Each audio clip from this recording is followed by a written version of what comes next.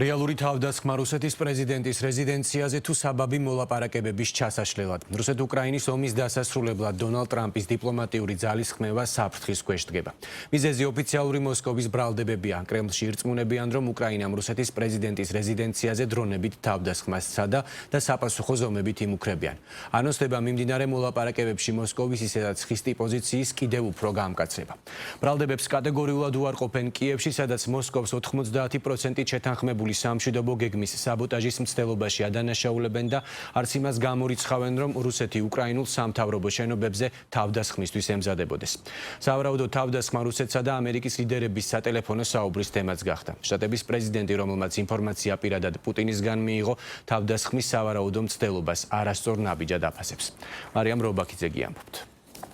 რუსეთ-უკრაინას შორის სამშვიდობო შეთანხმებაზე მოლაპარაკებების შესაძლოა საფრთხის ქვეშ აღმოჩნდეს. მოსკოვმა უკრაინა ნოვგოროდის ოლქში რუსეთის პრეზიდენტის რეზიდენციაზე 91 დრონის გამოყენებით თავდასხმის მცდელობაში დაადანაშაულა. კრემლში აცხადებენ, რომ მოლაპარაკებებში საკუთარ პოზიციას გადახედავენ და მას კიდევ უფრო გაამკაცრებენ. მოსკოვში მომხდარს მოლაპარაკებების ჩაშლისკენ, ასევე პუტინისა და ტრამპის წინააღმდეგ მიმართული ტერორისტული აქტი უწოდეს.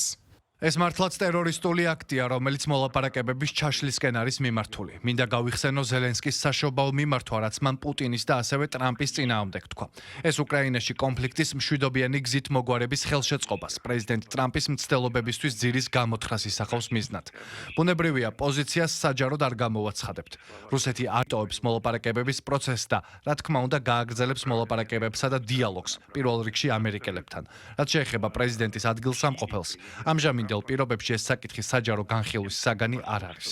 ვლადიმერ პუტინის რეზიდენციაზე სავარაუდო თავდასხმის შესახებ შეერთებული შტატების პრეზიდენტმა რუსი კოლეგისგან შეიტყო და უკმაყოფილება გამოთქვა. დონალდ ტრამპის თქმით, რუსეთის პრეზიდენტის რეზიდენციაზე დარტყმის მცდელობა სულ სხვა საკითხია და ახლა ამისთვის სწორი დრო არაა. მე ეს არ მომწონს, ეს კარგი არ არის. დღეს დილით გავიგე ამის შესახებ. იცით ვინ მითხრა? პრეზიდენტმა პუტინმა. მან თქვა, რომ თავს დაესხნენ. ეს კარგი არ არის. არ დაგავიწყდეთ ტომაჰავკები. მე ტომაჰავკების მიწოდება შევაჩერე. არ მინდოდა ეს.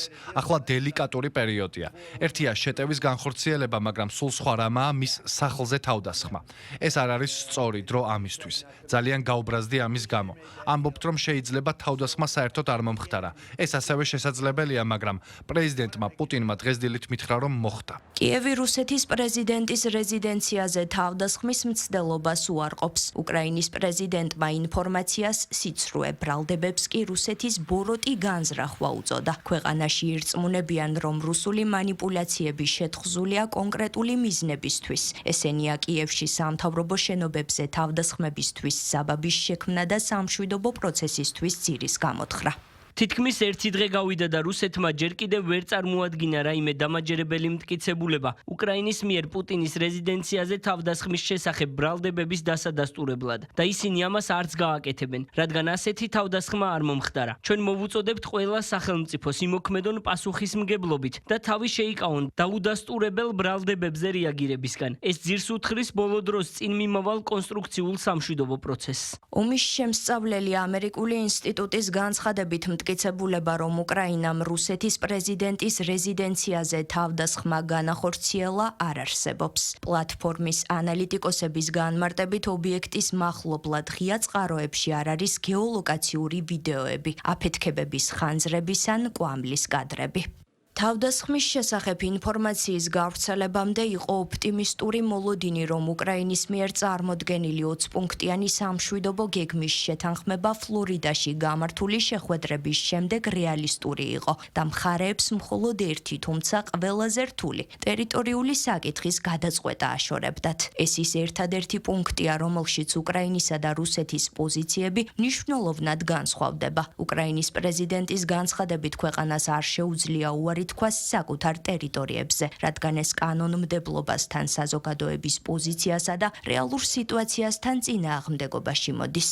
ჩვენ არ შეგვიძლია უბრალოდ გავიდეთ ჩვენი ტერიტორიებიდან. ეს ჩვენს კანონს ცდება. საქმე მხოლოდ კანონში არ არის, იქ ადამიანები ცხოვრობენ. იქ ჩვენი არმიაა. როდესაც ვთქვი, რომ მოლაპარაკებებში 90% შეთანხმებულია, ეს სიმართლეა. არის მხოლოდ ერთი მთავარი საკითხი, სადაც ჩვენ განსხვავებული შეხედულებები გვაქვს. ეს არის ტერიტორიები. ეს უთანხმოება არ არის ამერიკელებთან, არამედ რუსებთან. ყველას სურს მშვიდობა, მაგრამ არა ნებისმიერ ფასად. ტერიტორიების დათმობაზე რეფერენდუმი უკრაინისთვის დადებით შედეგს არ მოიტანს. შეერთებული შტატების და უკრაინის ლიდერებმა შეხვედრისას უსაფრთხოების გარანტიების ვარიანტებიც განიხილეს. ეს შეიძლება იყოს ნატოს კოლექტიური თავდაცვის სისტემის მსგავსი, თუმცა შეთავაზება ალიანსში უკრაინის სრულუფლებიან წევრობას არ ითვალისწინებს.